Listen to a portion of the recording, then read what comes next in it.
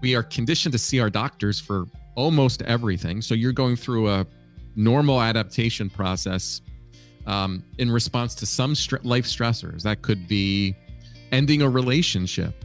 That could be grief. That could be loss. That could be financial stress. And you report these symptoms in your medical centers. Well, they're going to provide you that label, and now you are a depressed person, which is a construct that we have created in modern culture. Well, what does it mean to be a depressed person? Well, it means I'm sick. It means I am broken. If you dig further, it means there might be something wrong with my biochemistry. Well, how do you approach that? You approach it with a pharmaceutical. That pharmaceutical is going to correct that emotional imbalance, that chemical imbalance, and then I will feel better. And we've adopted that mindset into our culture, so much so that in 2022, 66 million adults were taking an antidepressant, according to the CDC. Welcome to another episode of Beyond Labels. I'm your host, Dr. Sina McCullough, along with our favorite farmer, Joel Salatin. And today we have a very, very special guest, Dr. Roger McFillin. He is on a mission to uncover the raw, unfiltered truth about human resilience. While mainstream narratives push pills and quick fixes, he digs deeper, exposing the often ignored strategies of true survivors. Dr. McFillin is a clinical psychologist with over 2 decades of experience. He's the founder of the Conscious Clinician Collective and host of the Radically Genuine podcast, which is ranked in the top 1% of global podcast downloads and reaches listeners in over 150 countries. His podcast, if you haven't listened to it already, I highly recommend it. It is a hard-hitting exploration of what it really takes to overcome life's toughest moments. He also challenges mainstream mental health narratives and harmful cultural narratives that perpetuate illness and dependency on the medical authority. But he's also providing solutions. So he doesn't just give the problem, he gives solutions. He does this by empowering listeners with knowledge and alternative perspectives on mental health and well-being. Welcome to the show. Sina, Joel, it's a pleasure to meet you. It's a real honor. Thank you for having me. Wonderful. Okay, so he covers so many great topics on his podcast. I know we're going to run out of time. We could talk to him all day. So I'm going to jump in right away and ask you, what is the most shocking or upsetting fact that you've learned while you've been uncovering the truths about our modern mental health system? Yeah, it's a good question. I think a lot of our discussion today is going to be around narratives and how so many stories and narratives were sold to us. If you're of my age, and I'm late 40s right now, I grew up in an era where I was able to observe a real shift in the cultural lexicon and discussion about emotional well-being and mental illness. In late 1980s, it was 1987 that the drug Prozac was brought to market. And it was by the late 1980s or late 1990s that it was really promoted to us in popular culture. There were one of 2 countries with direct-to-consumer advertising from the pharmaceutical agencies. And there's been this large marketing effort that ranges from corporate media to the use of our government authorities, our politicians, our agencies like the FDA and CDC, to communicate this message that what you feel, when you feel intensity, when you really struggle in life, that it can be labeled as a brain condition, and that brain condition can be treated with a range of pharmaceuticals.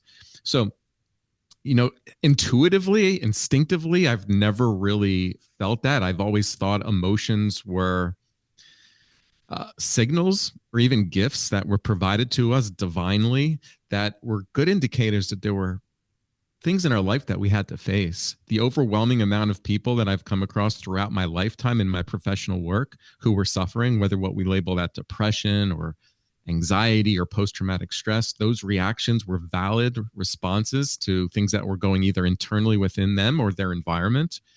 And I think the pervasive distortion of emotions as illness has led to unprecedented drug dependence, chronic illness. If you look at our data, ever since we started talking about mental illness as a brain condition, a chemical imbalance to be solved with pharmaceutical interventions, you've seen dramatic rises in the rates of mental illness and disability. You can't really find any other medical intervention that when it is brought to market, it increases that condition 1,000-fold. So really, it's a marketing narrative that the pharmaceutical companies created, and it was designed to increase the amount of people that identified as mentally ill. And they've pushed that narrative into popular culture. They really do own the medical training of our physicians, and they've incorporated this into primary care settings. So I guess the most disturbing thing is really looking at the corruption and the science around psychiatric drugs and what was kept from the public and how those drugs came to market and the problems that are associated with taking those drugs, not only physiologically, the dependence and the adverse consequences, but getting disconnected from your own emotional states has led to, I think, unforeseen consequences that we don't even discuss. The impact on relationships, the impact on resilience, their belief in their own ability to solve challenges and the problems that exist in normal aspects of living. I really do believe we're all souls that have incarnated into this body, and those challenges are necessary for our soul evolution and growth. And emotions themselves are major aspects of human bonding and connection. So any attempts to try to numb those experiences is often disconnecting us from each other, disconnecting us from nature. And I think they're disconnecting us from ultimately like divinely inspired information to help us evolve. Wow, that's so beautiful. And Joel, I just can't help but to think that so a big part of this is probably a problem with labels, right? Yeah. Right? Starting to label these conditions. And then you have people identifying with that label or being clumped into that label. Have you found that to be true? Like, it sounds like that's part of the issue here is that now, was it the pharmaceutical company who started creating these labels of these different health conditions, these mental health conditions? Highly influential. What they've done is they've hired academic psychiatrists pretty much as thought labels, or thought leaders. And those thought leaders are very influential in how we think about the human experience and align that with the major medical establishment, the allopathic model. So the DSM is the diagnostic statistical model, which is really created not through strong empirical evidence, because these aren't discrete medical conditions. So whether we call it depression or anxiety or the 300 plus psychiatric diagnoses that have evolved over the past 40 years, what they are is they are descriptive. So they have no explanatory value. They're highly influenced by pharmaceutical dollars. When you look at those who've been on the various committees who actually vote in psychiatric conditions, those are the overwhelming amount of those committee members accept pharmaceutical dollars. So let's take major depressive disorder. So you're taking an emotional state and you're trying to create it as a disorder or an illness. The criteria for meeting that condition is so easily attainable that any one person is going to be able to obtain that diagnosis at any one given time. So there's 9 symptoms. You only have to achieve like 5 of them for a very short amount of time, 2 weeks. So you sell this label as if it's a discrete medical illness. If it's a medical illness, well, then you can get a drug approved to treat it. We are conditioned to see our doctors for almost everything. So you're going through a normal adaptation process in response to some life stressors. That could be ending a relationship. That could be grief. That could be loss. That could be financial stress. And you report these symptoms in your medical centers. Well, they're going to provide you that label, and now you are a depressed person, which is a construct that we have created in modern culture. Well, what does it mean to be a depressed person? Well, it means I'm sick. It means I am broken. If you dig further, it means there might be something wrong with my biochemistry. Well, how do you approach that? You approach it with a pharmaceutical. That pharmaceutical is going to correct that emotional imbalance, that chemical imbalance, and then I will feel better. And we've adopted that mindset into our culture, so much so that in 2022, 66 million adults were taking an antidepressant, according to the CDC. 66 million. And that's in 2022. I guarantee you it's more. We're upwards now of about 25% of American adults on at least one psychiatric drug. The last time I saw data around children is we were providing SSRIs to upwards of 20% of adolescent females. So we've medicalized all aspects of the human condition. We've prescribed pharmaceuticals that fundamentally interfere with normal adaptation and functioning on a large scale level. For adolescents, for example, just serotonin, which is a very complicated neurochemical, interacts with all aspects of our body, including hormones. 98%, most of serotonin originates through complex gut microbiome. So what happens when we start to interfere with these natural, normal processes? Well, one of the things we know, it already has a black box warning for suicide. In my research, if you put an adolescent on a SSRI compared to a placebo, that's a 6-fold increase in the likelihood that that teen is going to die by suicide. None of this information is widely known. Even though we have the warnings on the drug labels, even though we have the black box warning, which is the last warning before a drug is removed from market, almost nobody gets this information. And we're stuck in this narrative around mental illness. And it's really become something in our popular culture that has extended itself to a degree where we've lost all sense of reality. ADHD as a diagnosis, depression as a diagnosis, people identifying themselves as autism without even meeting the criteria. They've adopted as a personality, and that personality is used to explain all challenges that exist in their life. You see this on social media now, where people are putting psychiatric diagnoses in their profiles for whatever platform they're on, and they've identified themselves as an ADHD person. They've identified themselves as a depressed person, as if it's a genetic condition that they have obtained and there's nothing they can do. They just have to manage it for the rest of their life, and it requires these pharmaceuticals. The real sad thing is they reflect on every problem that exists as related to that illness. So lost relationships, not having success in school or in a job. They use this diagnosis, this label, as an explanation or justification for all those challenges. And again, they're never able to do the really important work to be able to face what has happened and to overcome it. So just identifying this idea of being ADHD, they create this consciousness around it. I can't focus. I'm unable to do things that other people are able to do. Not that this is true at all, because there's a lot of areas of their life they're able to focus on, but they've just adopted this personality and this mentality, and they're victims, and they're being taken advantage of by the medical establishment that really pushes it. Because what is their job? Their job is to sell as many drugs as possible. They're beholden to their shareholders. They're not beholden to our development. Drug companies do better when people are perpetually confused and in need of their product. Dead people don't make money for the pharmaceutical companies, and healthy people don't make money for pharmaceutical companies. It's the perpetually confused and externalizing their health and their mental well-being to professions and to authorities that keep them in business. Well, go ahead, Joel. We're both chafing at the bit here, Steve. So is where we are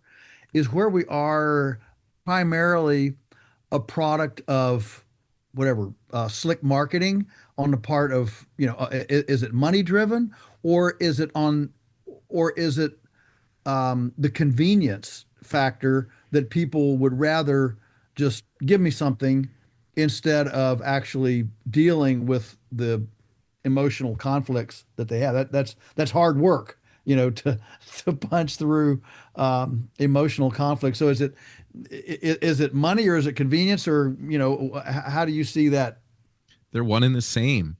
What's interesting is when you really dive deep into this, you see that the pharmaceutical companies have set up these nonprofit organizations. So they fund these nonprofit organizations, and these nonprofit organizations have major roles in the larger system of our economy, our education system, and our medical system. So one example is they create curriculums for schools, and they push those into schools where you start talking about at a very young age that emotions are not gifts that are used for us to solve problems. They don't learn the science of emotions. They start learning the medical model. So you're trained very early to become in a war with yourself. So when you start to experience sadness or fear or intrusive thoughts, or you have memories of painful events in your life, you start to enter into this conflict and struggle where you fear your internal experience. What that ultimately does is it drives you externally to go to the medical authority, because we're conditioned to believe everything that's wrong with us, we need to go to the doctors, and the doctors are the medical authority. So the quick fix is, if I can get out of this experience, I don't have to feel this anymore, I don't have to think about this anymore, that's relief. And a lot of these drugs will provide some immediate relief, even if it's a placebo effect. And then, of course, that feeds a billion-dollar industry, an apparatus that is so ingrained in so many aspects of our life. We take a lot for granted.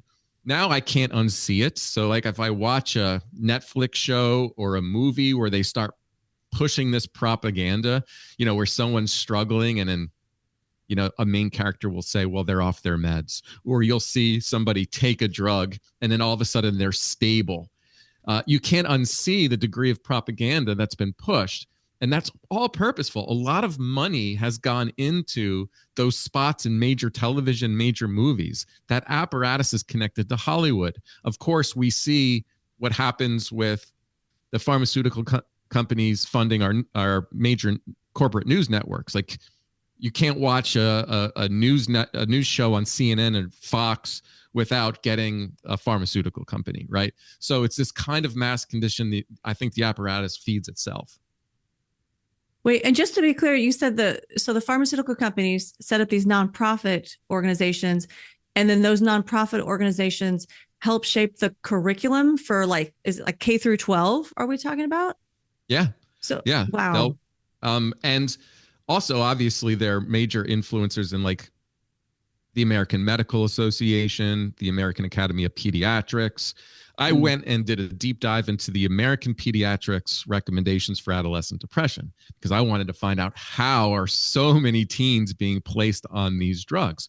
Back in 2012, when I started my practice, I would say probably about 20 to 25% of people who came into my center were on a drug. Now I can't find anyone who comes into my center without being on at least one drug. One of the reasons for that is the Academy of Pediatrics recommends to pediatricians that if a teen is experiencing what we label as depression, that the safest, most effective, and evidence-based treatment is to prescribe them an SSRI. Is that based on good science? God, no. I went and looked at every single citation that was used to support this, to influence protocols and guidelines for our American pediatricians. They were cherry-picked studies. They were poor studies. They, of course, did not include the totality of all the evidence. Many people don't know this, that the FDA only requires 2 positive trials in order to approve a drug. So, for example, for drug trials for Prozac for adolescents, approximately 15 trials determined that the placebo was more effective than the SSRI, Prozac, fluoxetine. But they were able to find 2 studies that minimally outperformed a placebo. So statistically, it outperformed a placebo. And there's a lot of games they can do with the drug trials to make that happen, probably beyond the scope of today's discussion. But then that's what gets cited, this selective publication of results that fit their product.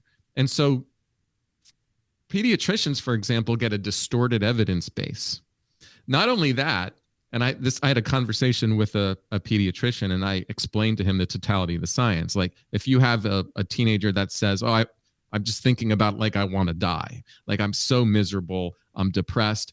And if you work with teenagers, that's not that uncommon. Like, they don't necessarily really believe they want to die. Like, they don't want to die, but they use that to communicate their pain. So anyone who's had teenagers, hears the lexicon sometimes. "Oh my God, I want to die. Oh my God, it makes me want to die."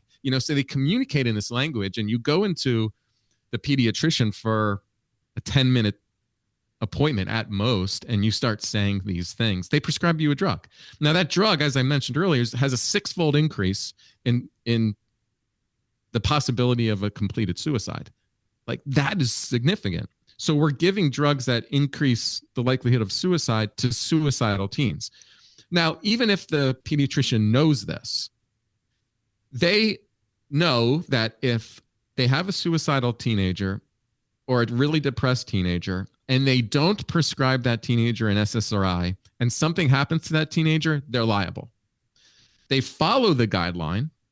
They give that child an SSRI. The child dies by suicide. They're not liable, right? So this isn't about science. This isn't about evidence base. This is about the pushing of pharmaceuticals to every level of our society, regardless of what the outcomes are. And I would say about 80 to 85% last time I saw this, as far as Americans who were surveyed, still believe that depression, anxiety, mental health conditions are related to chemical imbalances. Although all this has been debunked, never proven, the large majority of our population believes that, and that's the mass marketing. That's the pushing of these narratives. Wow. Okay. So many questions, but let me narrow it down to two. One is, so if it's not a chemical imbalance, what is it? And then, but first, let's go with this question because it pertains to all of this fraud, manipulated data and such. I heard, I don't know if this is true or not, that schools like K through 12 schools will get more funding if the student is on a medication like an ADHD medication. Is that actually true?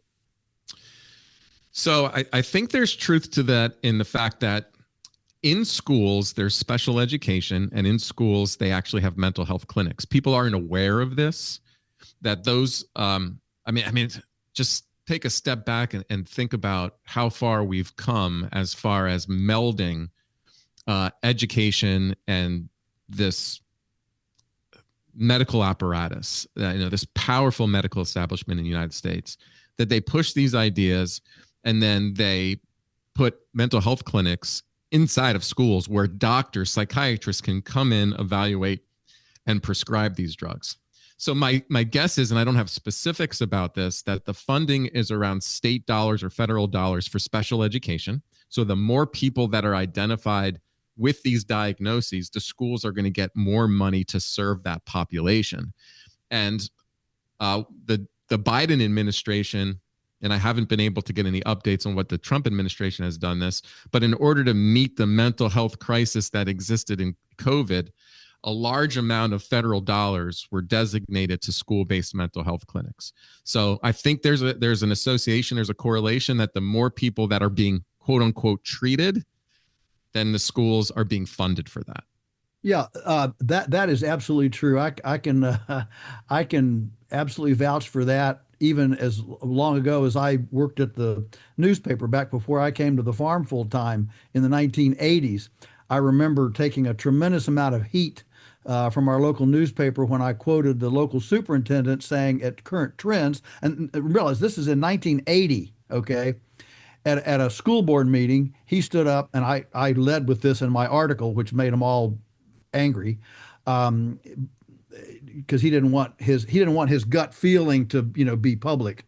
But he said, at the current trajectory, within a few years, 90% of the school budget will go to 10% of the students, and he was describing special ed, special needs type things.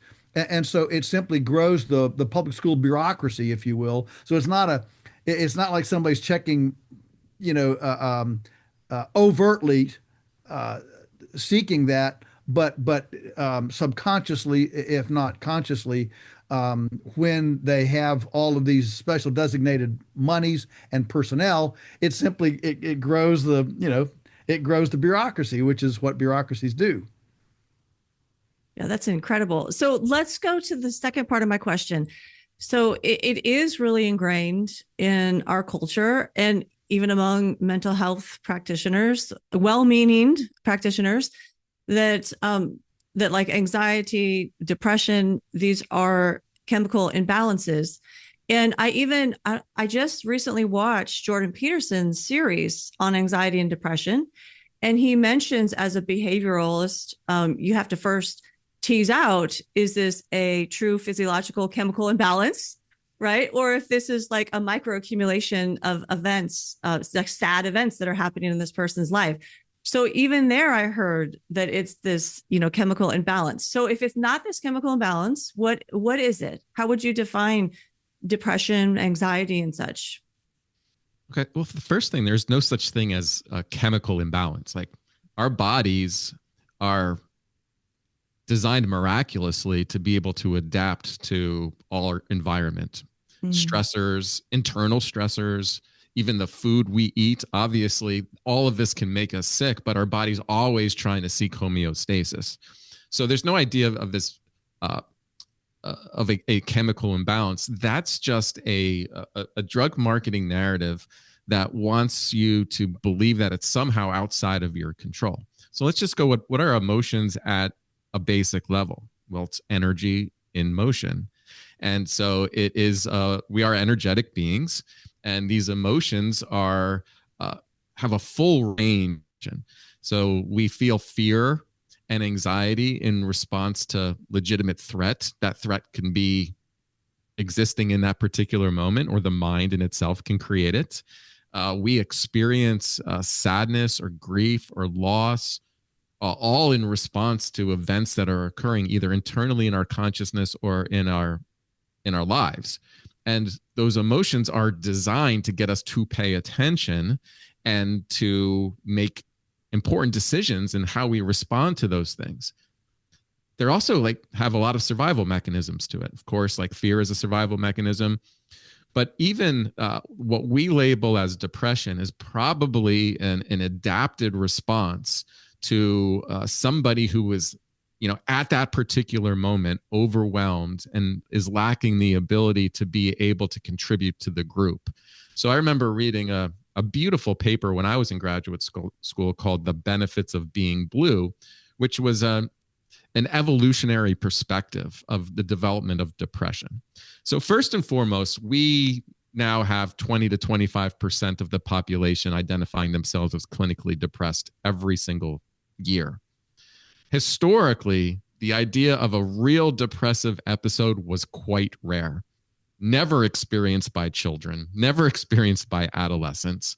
Less than 1% of adults would identify themselves to be depressed, and almost every single one of them would say, I have legitimate reasons why I'm feeling this way, and it was always tied to those events. The medicalization of this is new. And so when someone wants to reduce the complexity of our emotional experience down to a simple material or biological component, what they're actually doing is they are stripping you of your agency. Now, I'm not denying that there can be biological or physical responses to real toxins or things that happen in our life, or those origins aren't there. So for a great example of that is like hormonal imbalances. So we use that word again, imbalance. So yes, somebody who is experiencing an endocrine condition, some endocrine disruption, that has an impact on like mood and energy, but that's still designed right there to be able to serve you, right? There is something wrong that you're going to have to pay attention to physically, emotionally, within your environment. Traditionally speaking, and when I was in graduate school, it was very important for us when somebody is presenting with conditions of mood or anxiety or whatever that may be, that they're evaluated medically for a legitimate medical problem. So we are now at a period in time where legitimate medical issues are misdiagnosed as psychiatric. And so we say things like a metabolic disorder is the source or the root cause of psychiatric conditions. Well, if that were to be the case, it would never be a psychiatric condition to begin with. Psychological, emotional, psychiatric conditions have been of the psyche, of the spirit, of the mind, and have not been traditionally tied down back to these medical conditions. Yes, we are a interconnected person of all things. We are mind, body, and spirit. So all interact with each other. So to say one is a root cause and then you address it with some form of a medical intervention, you would be receiving a medical care for a medical condition, and technically that is not what we traditionally have labeled as psychiatric. So going back to your original question, emotions are energy. They're normal. They're expected aspects of all aspects of our being. They're necessary for our survival, but they're also necessary for our own spiritual growth. They're necessary for us to get out of bad relationships. They're necessary for us to create in this world. They're necessary for us to bond with each other. All of those are necessary. What you see, and which I think is really the evil part of this, is that any suppression and denial of emotions seems to have real critical consequences for us, both emotionally and physically. So much so where there's large movements, scientists around the world, who really do understand the root cause of disease having an emotional component to it.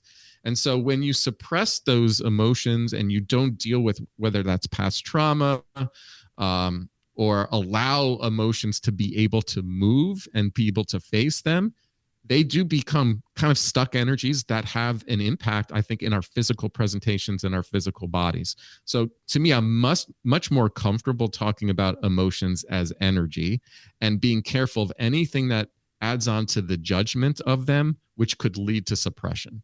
I love that. And it's so key to not suppress them, because I don't think that's what our modern culture supports, right? I mean, we don't really support expressing yourself or expressing your emotions. I mean, I know when I grew up, our parents didn't want to hear about our emotions. It was like, rub some dirt on it, or, toughen up. Like, but we weren't taught, I guess, what I would term emotional intelligence. We weren't even taught how to walk through emotions, how to forgive, like how to even identify what your emotion is in that moment. Like none of, at least my generation, I don't feel like we were taught that. What are your thoughts on that? Yeah, there's always two components to this. So there's what emotions are, and that's an important part of the work that I do. I find when I'm able to help people understand what emotions are and how they're there to serve them, and we can decrease the judgment of them and develop a more accepting stance and allowing them to be present in your life, then I think we're naturally resilient. We use those emotions for our benefit. So that's one piece. The second piece is, okay, well, how do you respond to your emotions? So there are maladaptive ways to respond to emotions that can be problematic, and there are really effective and adaptive ways.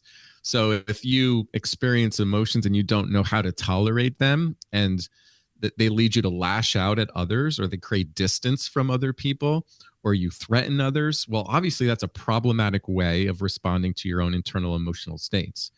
If you do feel sad and you ignore them and you deny them and you socially isolate, well, that then is the breeding ground for a depressive episode. So it's not the emotion themselves, it's how you respond to the emotions. And in my field, there's strong research around what we call approach copers. So approach copers are the ones who are able to recognize their emotions, understand that they're there to serve them, and they face and solve problems. In comparison, that's to what's called an avoidant coper. An avoidant coper might try to escape what they're feeling. That could be through drugs, that could be alcohol, that could be avoidance mechanisms, They tend not to face and solve problems. They live in fear, maybe their fear of conflict, maybe fear of judgment. And it's very clear to us about the outcomes of somebody who's an approach coper versus an avoidant coper. Avoidant coper are the people who come into my center. They're the ones on drugs. They're the ones not solving problems. They're the ones stuck in bad relationships. They're the ones who live in fear. And so much of my work is first identifying, understanding those emotions. They're not to be drugged. They're not to be suppressed. And then identifying the strategies to go and face your life fully. And what comes from being on the other side of that is what is truly beautiful. When someone walks through fear, when someone faces a challenge, when someone gets out of a bad relationship or improves a relationship, then you see that person really begin to thrive. Another way to look at this is our emotions are also trying to communicate to us about what our soul's purpose is. When we are off of our path, our emotions, our emotional state should be very aversive in order to get us back on that path. Oh, wow. That's fantastic. It's easier to tear down than build up, and it's easier to destroy than construct. And I debated through high school and college, and a debate has two sides. You have to identify what's wrong in society, whatever the problem is, and then you have to present a plan. And it strikes me that we have nursed as a culture. It seems like it's getting worse. And I don't want to get political here and partisan, but I mean, you look at what's going on in college campuses, whether it's the Hamas, the ICE, the whatever it is. It seems like we've been extremely good at the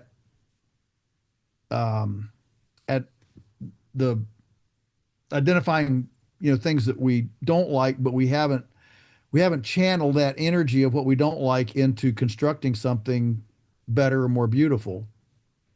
And is that, do you think that what we're seeing in our whatever, our dysfunction, is that part of this whole problem? Joel, I think all of that's intentional. The chaos that's ensued is something that I think. Let me put this the right way. So, if you look back historically, I'm a bit of a historian because as just a psychologist myself, I am interested in what influences human behavior. And one of the things that we know influences human behavior is fear provocation. And this, whether it's the CIA or NGOs from around the world, they clearly know in order to create chaos, you have to direct a person's attention towards fear and division. You want to provide more control mechanisms. So you want to increase the power of the state. Well, then you must have a divided country. You must have chaos and you must induce fear. And if you do that, then you're more willing and more susceptible to a lot of the brainwashing techniques that lead people to accept their own servitude. And I think that's what we have seen throughout our country over, the past century. We've given up so many freedoms in order for some false sense of protection. And so at this point, I have no doubt of the intentional nature of whether it's foreign countries or whether it's our own country to induce constant fear. And that fear is designed for further control mechanisms. I think it was one of the reasons COVID as a bioweapon was brought upon the world. It was to induce more control mechanisms, and they've been successful. And I think it's why you see so much political division around culture wars. Our attention is a commodity, and that's the one thing that I think is important in our own spiritual growth and our own emotional well-being is we have choice in where we want to focus our attention. You can focus your attention on everything that is wrong, all the bad things that can happen in life, everything that's wrong with your partner, what's going on in Israel and Gaza and Iran and protests. And if that controls your attention, you're going to be in disease. You're going to be physically, mentally unwell. You're going to distrust your neighbor. But if you bring your attention away from all of that and you choose to focus your life on what you're grateful for, the love in your life, if you're serving others, well, you're going to create a state of ease and peace in your life. I think you're healthier. I think you're creating in love.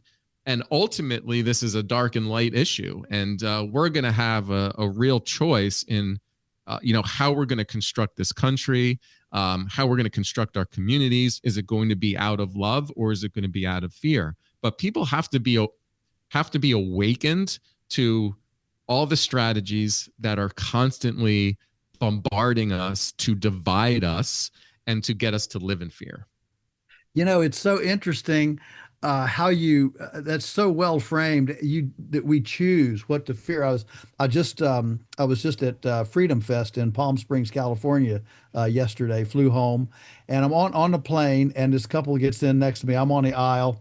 This couple come next to me. They're late 50s, and both not morbidly obese, but definitely overweight. And so I'm sitting. I didn't use my armrest. I'm pushed out into the aisle kind of thing. So of course she's wearing a mask, and as soon as they sit down, out come the Sani wipes, and they're wiping down all the seats and and they offered it to me to wipe my seat buckles, all this. And I just smiled and said, no, I actually want your germs. Yeah. And they were nice about it. It didn't cause a row, and so they got settled in. First thing they do is they open up a great big, I don't know, they made these packages this big of Reese's cups, and they wouldn't touch the plastic. They ate it off they like put it in their mouth from the cardboard, so fun, so they wouldn't have to touch the Reese piece. They finished that, then it came out a big bag of Doritos, so they ate the Doritos. Then came, but this time we're airborne and they come with the food cart, so they get Coca-Cola. And then they buy a special little cracker meal, Ritz crackers or whatever to go with it. And so, everybody's food and drunk. You know how the plane is. Every kind of gets quiet there. It was a long flight, Phoenix to Charlotte, and then they ring the attendant bell, and the flight attendant comes running, and he says, my wife's having trouble with her sugar. Can you bring us some apple juice? Oh, boy. And so, of course, they had to bring apple juice. And I'm sitting there thinking, here, she's got a mask on. They're antimicrobially everything. So they fear that. But they have what I'm fearful of is the Doritos, the Coca-Cola, and the Reese cups. And there's zero fear about that. That sounds psycho to me. It is psycho, and they're victims of brainwashing over the course of their lives. It makes no logical sense, obviously. It's funny how our modern culture has put us at war with nature, and that's part of that fear provocation. I mean, that person is injecting poisons into their body, but afraid of their fellow human beings, right? They would have to assume that everything in our world, everything that exists in nature is there to harm them. And Yes. so you can, the words are, I've been much more attentive to what's happening in popular culture about the fight that's often that we're placed into with our natural environment. Like even when we talk about microorganisms, like they're even spoken to as far as like invaders. Viruses are invaders. They want to put us in fear all the time. And I think the understanding of this, like psychologically, and anyone who's studied the placebo effect is a very strong effect of mind and consciousness on the body, is the more you put people into fear, you're going to actually be inducing that. Like they're actually creating that in consciousness. And it's just sad that we've gotten to this point that someone can be so unwell and so sick, but yet still following the same rules. Yeah, well, in agriculture right now, wildlife, I mean, think about bird flu, wildlife is now the enemy. I mean, we've now demonized Bambi, we've demonized the duck, we've demonized the goose, wildlife. It's and an agriculture, a food system that demonizes wildlife is inherently out of sorts. You just can't demonize wildlife and think you can have a healthy ecosystem. Sorry, Sina. This is so wonderful. I just can't believe how good this is. Dr. Roger, you're a breath of fresh air in a crazy world, and a TikTok world that feeds all this. I'm not good enough. I'm not pretty enough. I'm not rich enough. I'm not, and it just feeds on that. It's Mhm. so dark. Yeah, it's so dark. That's why when I emailed Joel telling him how, we found each other, Dr. McFillin, and I told Joel, I'm like, he is our third P in the pod. Like, you are going to love him. Was I right? Yeah. Yes, absolutely. You were right. Yeah. So, you know what I would love to do is in the time remaining, can we talk about, let's make this applicable for our listeners. So let's say, anxiety, overwhelm, these things are all on the rise. And people are afraid of that label. I mean, Joel and I, that's why we call this Beyond Labels. We try not to use these labels, but we have these labels. And one reason why we don't use them is because they do invoke fear in a lot of people and outsourcing of your own power. And so if you speak to our listener, let's say there's somebody who is experiencing what we would label as anxiety, like chronic anxiety. What are some practical steps they can take to try to reclaim, like, as you call this, fundamental emotional sovereignty? What are some steps they can take to shift the energy, if you will? Absolutely. All right. First and foremost, and what's interesting to me is I treat people who have panic attacks. Panic attacks are the easiest thing to help somebody overcome. But what we do in our medical system is going to put that person into a chronic state of a battle with their own anxiety and panic the rest of their life because they're going to prescribe a benzodiazepine. So here's the most important thing. There is a paradoxical effect with emotions. The more you try to get rid of them, the more you try to escape from them, the more you judge them, the more intense you're going to feel them. So very simply, this goes into our conversation about being in a battle with nature, and you're in a battle with human nature if you believe anxiety is something that has invaded you, that's something that will control you. The truth of the matter is it's there to serve you. And I say to every single person that I meet, because I think this is basically, if you want to be immune from ever developing a mental illness, then see everything in life as happening for you, not to you. So what we do is we allow people to live with anxiety, to accept its presence, and even understand why it might be there to serve you. And then you direct your attention into what really matters, right? And that's the most important thing, is around attentional control. You get to choose what you focus on. But if emotions like anxiety are accepted and allowed to be there, then they're always going to be at a manageable level. They're just indicating to you that something's important is about to happen, or there might be something your mind is worrying about. But your direction now is to continue to move forward in life. You focus on what exists in that present moment. The only time and the only place we could ever live is in the now. That's all. The eternal now is all that exists. Our minds want to go back into the past.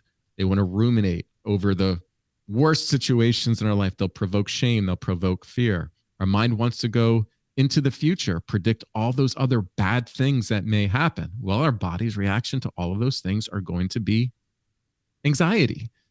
But your anxiety is going to be a friend, a partner that comes along with you in all different types of situations. You have an important conversation, an important meeting, public speaking, a difficult conversation. Just imagine if we said we feel something, and whenever we feel it, we need to avoid it, right? That would lead us to an entire life of stagnation. So instead, we accept its presence, we learn to accept its presence, and then we move through it. And then what happens on the other side of that is it just starts to diminish. Once you one thing you were afraid of and you overcome it, then fear is really not there anymore. It becomes non-existent. And sometimes I want to approach life like it's a video game, like we have levels. So you might have, anxiety about taking a test or public speaking. Okay. You take the test, you face it, you have public speaking, you overcome it. It doesn't mean you'll never feel anxious again. It's just you're going to feel anxious in something that's maybe bigger or even more important in you. Maybe it's speaking in front of a large amount of people. Maybe it's taking the MCATs. But still, you've now developed a relationship to that anxiety where it is not attacking you, where it's not a threat, that it's just a partner with you. And then same thing, levels down the line to the point where fear never controls you. I mean, and that's my ultimate goal in life is I don't want fear to ever control me. I don't want it to stop me from doing anything that my soul wants to experience. Quick story. I just recently got off a vacation to the Florida Keys. And all my kids now are over the age of 18. And I realized that in my early 20s, I went on a deep sea fishing trip and got caught in a storm and got so seasick. People were vomiting in the front of the boat. It was coming back. It was hitting you in the back. You just felt absolutely horrible. And I remember praying to God, like, if you can get me off of this boat, I'll never do this again. And so I get off the boat and I'm like kissing land. And then I never go back on a boat again. Never have the experience of like a fishing charter. And I realized that I was like holding my kids back from certain experiences in life. So I decided on the Florida Keys, I was going to charter a boat with my family and we were going to go deep sea fishing. And I realized like as soon as I got on that boat, I started to feel intense anxiety. Mm-hmm. I started to almost feel like panic-like symptoms. I got nauseous just like I did on that boat. And all I did is I went right back to the techniques or the approach that I work with all my clients. And yes, I'm just talking about this being a fishing trip, but you can apply this to anything, right? Mm-hmm. I breathe through it. I accept its presence. I actually am much more spiritual now. I surrender a lot to God. I just want to live my highest version of myself. So I surrender that. And I give up the fight with it. If I vomit, I vomit. If it doesn't work out, it doesn't work out. I'm going to survive, right? And I focus back on in that moment, which is a beautiful day. And then before I knew it, like a school of mahi-mahis right there. And I have to get on the pole and start, fishing. And now I'm directing my focus into that. And now I'm fishing and that's what I'm thinking about. I'm looking at my kids and the friends that they brought with them and their smiles on their face. And I'm reeling in this mahi-mahi. Now that's life. And that's where I'm focused on. That's what grabs my attention. I'm not worried about getting seasick. I'm not worried about a storm. I'm not worried about anything else. I'm just focused fully on the moment. And I think that's just the best metaphor for how we can apply a lot of these skills to all areas of our life. If I went to you and paid you the regular clinical rate to get that advice, it sounds very similar to the cowboy who said, "When the horse throws you off, get back on." Bang. I mean, wow, that's pretty good to take that. But yeah, you're right. And Temple Grandin, of course, the animal behaviorist,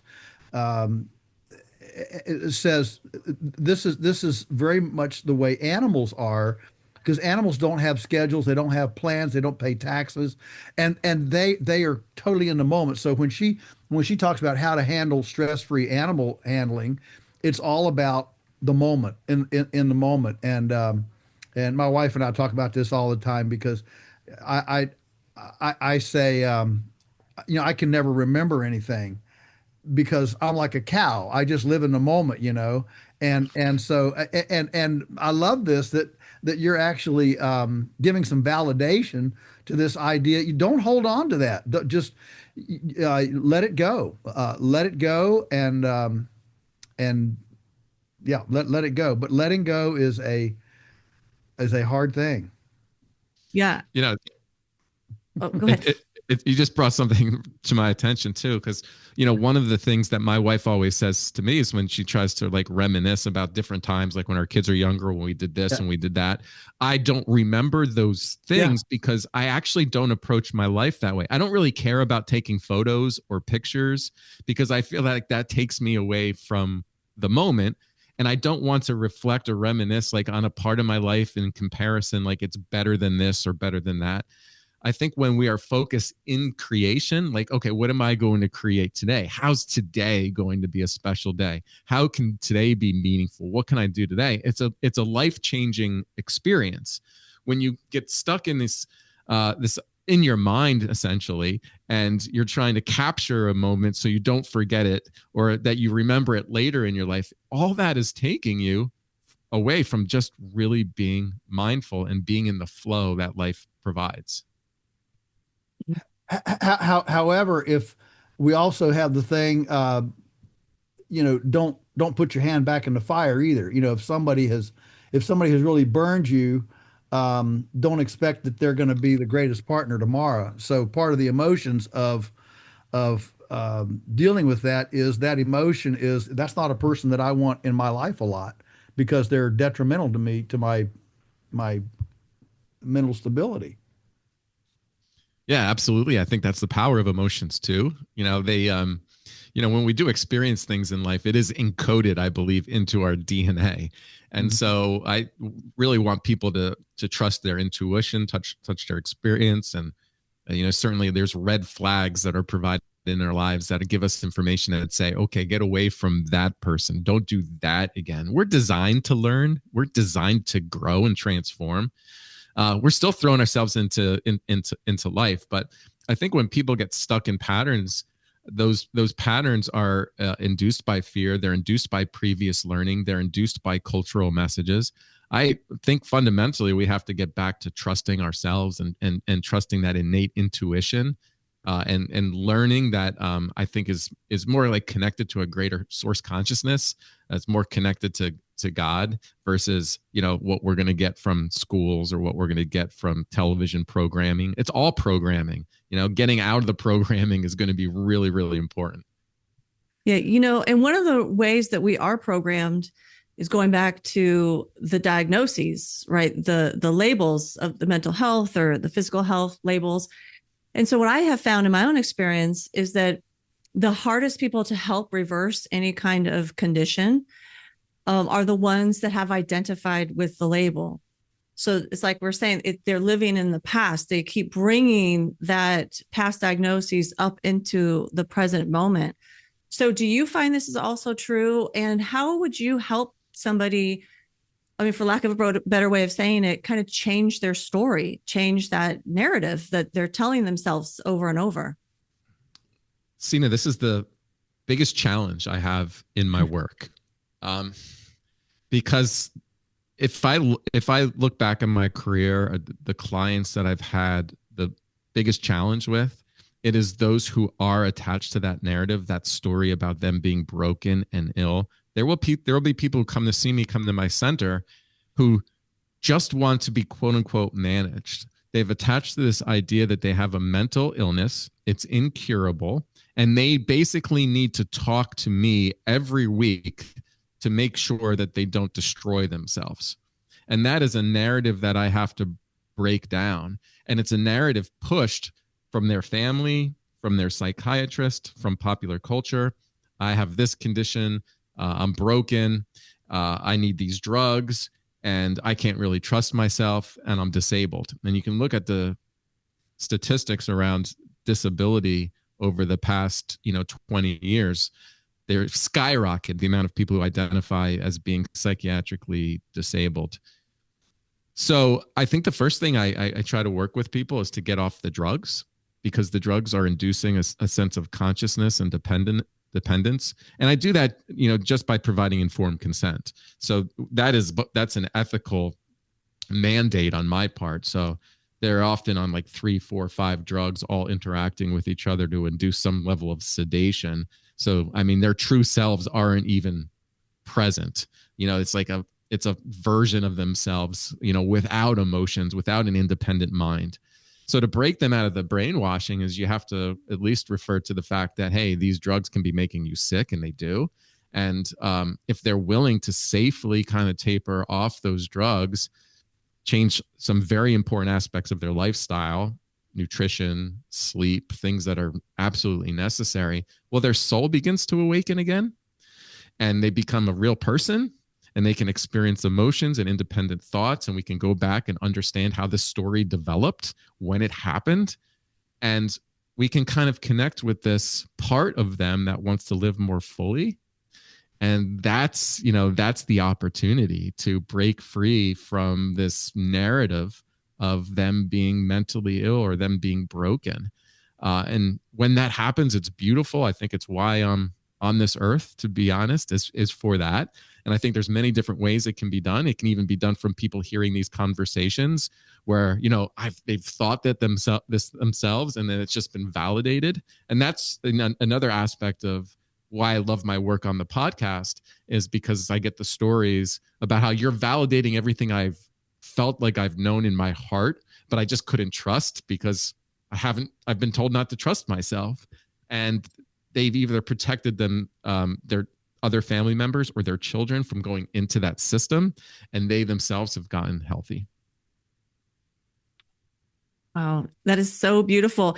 I want to share just a quick story, kind of a humorous story, because you mentioned trust, and even you feel susceptible to not trusting yourself. And I think these are also in subtle ways that we don't trust ourselves, we don't trust our bodies. So a while ago, in the last year, my family all got the flu, and I hate throwing up. Like, I just hate it. And I was feeling just so sick and nauseous. Like, and you can tell that like you're gonna throw up, but maybe you won't throw up, and you're trying to fight it, right? And it's just getting worse. And now I'm starting like dripping with sweat. And then finally I was like, okay, body, you have the infinite wisdom that came from God. Go ahead. I trust you. Do whatever you need to do. I've got your back. And then bleh, I just vomited, and I felt so much better. Like, so I stopped fighting what my body actually wanted. But to get to that point could be so hard. Like, you got to let go of control. You've got to trust in your body, in its infinite wisdom. And you have to have full faith in that, otherwise we just start suppressing and fighting it. It's just reminding me, the story popped in my head because I was like, oh, that's such a simple example of what you're talking about, to really just embrace these God-given gifts. Yeah. And I think that happens all the time. Not just the vomiting story, but these day-to-day things where we can surrender and just give into the flow of life. I began to realize that my mind was inherently self-limiting. Even when I wanted to achieve things or become things or experience things, eventually I said, well, why would I limit it just to that? So my mind was always providing all these limitations on who I am and what I can become. And my life didn't really take off until I just said, you know what, Thad, I'm not going to do that anymore. I'm just going to surrender and say, whatever God has for me or whatever my higher self has for me, I'm just going to surrender into that. I'm not going to control anymore. I'm not going to induce a control over the way things should be. I'm going to allow them to be as they are. I'm going to do the best with what comes up. And when that happens, it's amazing that everything in life becomes invigorating. Life is in color. It's a new challenge. It's a new opportunity. Even when things don't go your way, when you have that rough day, it's like, okay, what can I learn from this? What is the lesson in this? It changes absolutely everything in our lives. And unfortunately, I think way too many people are just conditioned to attend to, oh my God, how do I protect myself from right now? They're just in fear. Their prayers are about protecting themselves, protecting other people. And they don't realize they continue to this cycle where they're creating in fear, and they're conditioning themselves and all others in fear. Breaking out of that matrix is such an important life task. I think one of the biggest challenges of this podcast, Sina, is how, for me at least, is how I interact with the greater culture now, when you enter, when you come upon people, well, I've got this, I've got that. If you if you act if you dare to do anything but, oh yes, I understand, I'm so sorry for you. If you dare to act any way except accepting of it, you're not empathetic, you're not charitable, you're not kind, you're not all this. And so with this, armed with this, Dr. Roger, what you've shared with us today, armed with this, I feel this. I'm fearful. I'm anxious about my next interaction with one of these folks. That's well, I'm just broken, or and well, I have to work that out. I have to let the flow happen. But anyway, this has been absolutely stupendous. It's been just wonderful. And wow, you're a new hero for me. That's wonderful. Thank you. You're Yes. kind. Wait, before we let you go, can you, because there's more people like you, right? There's more people who relate to your message and these kind of fundamental principles of life. So can you talk to us about your Conscious Clinician Collective? Yeah, just launched the full searchable database a couple of weeks ago. Here was the dilemma I was facing. People were hearing me on podcasts, and I was getting overwhelmed and inundated by emails and stories. A lot of these stories had to be with people who were struggling, or their child was struggling, and the medical authority was pushing diagnoses and drugs on them. In some cases, there were even instances where child protective services were threatened against parents who didn't accept their child to go into a psychiatric hospital or to take a psychiatric drug.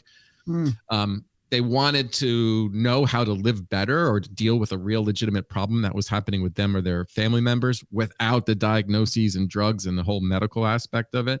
And I was getting overwhelmed with all these emails. Do you have anyone in Utah? Do you have anyone in North Carolina? Who can you refer to?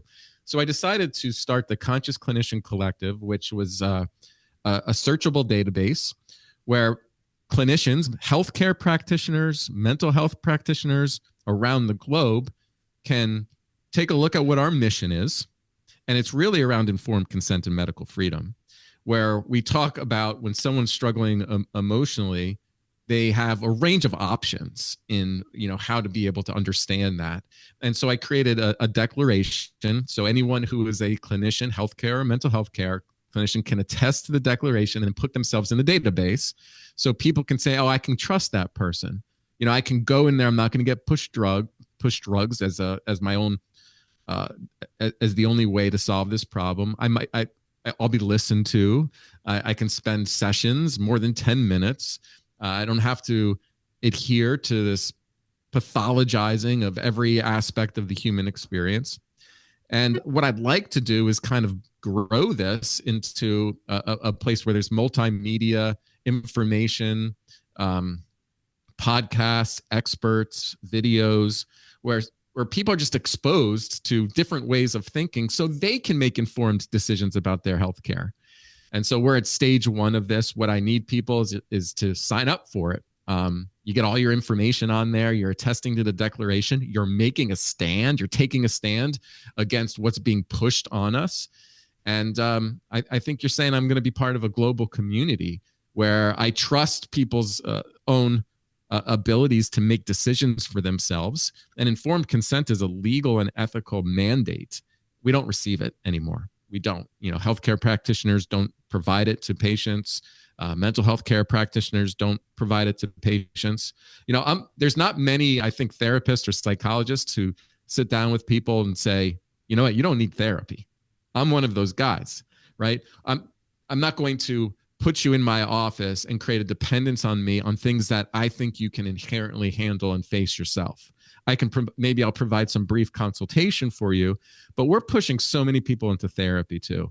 Therapy is pushing people to be dependent on another person. You're sometimes entering into a mindset or an intention where you're focusing on everything that is wrong with you, which can be very problematic. Therapists and clients are developing a narrative of who they are. They're creating a new story of that person. And it can be really problematic, especially with the ideological indoctrination that is occurring in universities and training these therapists. So there's a lot to be concerned about for people who are living in the United States and are being told that, they could benefit from therapy, or they're getting these recommendations from doctors. So I'm just trying to cultivate a community where we're much more than that. It doesn't mean therapy can't be helpful. It can be. I do it. There's a way. There are certain crisis situations where a pharmaceutical might be able to stabilize a condition. I'm not against any type of drug that ever exists out there. There's a time and there's a place, and then people have a right to make informed decisions around it. And that's what the Conscious Clinician Collective is. And so you can go to that, which is thecccollective.org. Please sign up. We need clinicians to sign up to really build this organization and build the platform. That's so wonderful. And I'll include all the links and a link to your podcast and such in the show description for anyone who's interested. Now, at the end of each episode, we pose a community question. And it's just some kind of question to get our audience involved with the episode that they've just listened to. So I'm going to try something different. Usually Joel creates every single community question for us, but do you want to try to create, just share a question that you would pose to our community? Me personally? Yes. Okay. She's putting you on the spot. That's pressure. Okay. Let me just see what kind of comes to me. All right. I want to pose the question to everybody who is listening right now. I want you to take a moment and reflect back on a really dark period in your life. Something that was really, really challenging. You felt overwhelmed by it. It might be something it could have been something that's extremely painful. Even when you think about it right now, it might bring back up like an energy within you of those strong emotions. I want you to just take a moment and reflect back on how it may have served your growth in your life. As dark as that was, as painful as that period was in your life, how has it informed the way you live? Where can there be gratitude around it? Wow. I love it. Yeah, I love that question so much. Goodness. Wow, this has been so fascinating, so enlightening and uplifting. Thank you so much for coming on the show. And I'm sure I can speak for Joel in saying this, that we would love to have you come back. Right. Of course. Right. So thank you all so much for joining us, and we will talk to you next week.